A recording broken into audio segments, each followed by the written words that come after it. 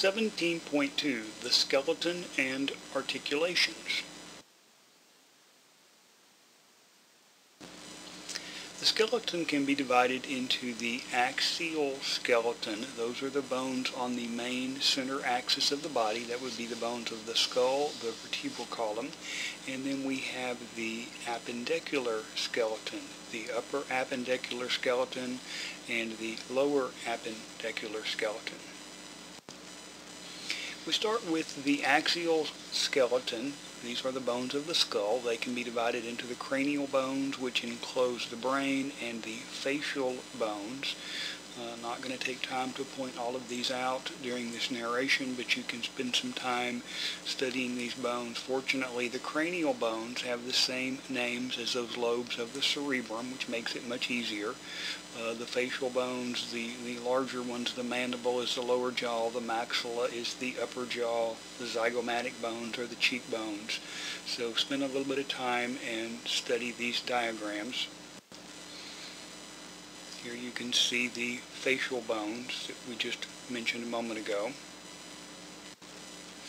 The vertebral column contains the vertebra. There are 7 cervical vertebrae. Those are in the neck region. There are 12 thoracic vertebrae. Those articulate with the 12 pairs of ribs. Moving down, the 5 lumbar vertebrae down in the lower back. And then the sacrum, which develops as 5 vertebrae, and then those fuse in the adult. And the coccyx or tailbone, which develops as 4 individual vertebrae, and those fuse to make the tailbone. Here is the thorax, so you can see the vertebral column in the back. The thorax or rib cage consists of the sternum or breastbone, and then there are 12 pairs of ribs. Pairs 1 through 7 we call the true ribs. This is because they connect not only in the back, they articulate with the vertebra, but they also have their own individual hyaline cartilage which attaches the end of that rib to the sternum. Pairs 8 through 9 are called the false ribs simply because they share an attachment to the sternum. And then the last 2 pair, 11 and 12, are the floating ribs because they articulate only with the vertebral column and they have no cartilage attachment to the sternum. The appendicular skeletons, again we have the upper appendicular and the lower.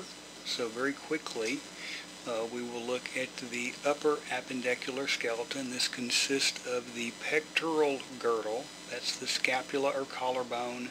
The scapula is the shoulder blade, the clavicle is the collarbone, and then there are bones of the arm, the humerus in the upper arm, the ulna and radius in the forearm, the bones in the wrist are the carpals, the bones across the palm of your hand are the metacarpals, and then the phalanges are the fingers. The lower appendicular skeleton consists of the pelvic girdle. The pelvic girdle has actually 3 bones on each side, and then these are fused. The ilium is the upper bone. The ischium is the lower bone on the posterior side of the body, and then the pubis is on the anterior lower portion of the pelvic girdle. Moving down the leg, the femur is the large bone of the thigh. The tibia and the fibula are the bones of the lower leg. The tibia is the large bone that is medial on the inside. Fibula is a very thin bone that's on the outside of the lower leg. The bones of the ankle are the tarsals. The bones that make up the arch of the foot are the metatarsals. And phalanges, again, is the name of the bones in the digits. An articulation is a point of attachment between 2 or more bones. This is what allows some flexibility of the skeleton. We can classify articulations based on structure and the amount of movement allowed between the bones. Our text primarily looks at the latter, that amount of movement that is allowed. A fibrous joint is basically an immovable joint. So examples would be the joints of the cranial bones. This is called a suture. And those cranial bones are little plates of flat bone. And where they meet one another, there are very, very short ligaments, little bands of connective tissue that hold these very tightly in place, and so there is no movement permitted there. Some other joints have some cartilage between the joints, and so there's very slight movement, limited movement. So some examples. One is called the pubic symphysis. This is a little cartilage pad between the pubis bones. Also, the vertebral disc contains some fibrocartilage that connects the vertebra to one another, and in both cases there is just limited movement. A freely movable joint is called a synovial joint. Our text lists 3 different types of synovial joints. This is based on the types of movement. A hinge joint moves in one plane, much like the hinge of a door.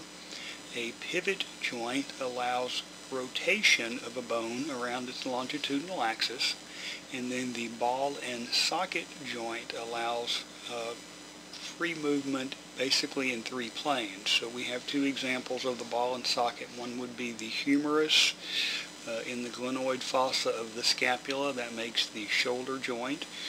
And then we have the large head of the femur that's in the socket of the pelvic girdle, making our hip joint. This is a knee, and so we'll just look at this very quickly for a moment as an example of a synovial joint. This would be the femur and the tibia. So in both cases they do have some hyaline cartilage, that articular cartilage that makes a nice smooth surface. A synovial joint is totally enclosed by a membrane, the synovial membrane, and then there is fluid that bathes and lubricates that joint. In the case of the knee, there are several large ligaments that hold the bones together. The cruciate ligaments, there are 2 ligaments that form a little cross, which is why they're called the cruciate ligaments, and those are right between the end of the femur and the tibia. It's a very common sports injury that's caused by twisting that joint, and it causes damage to those cruciate ligaments.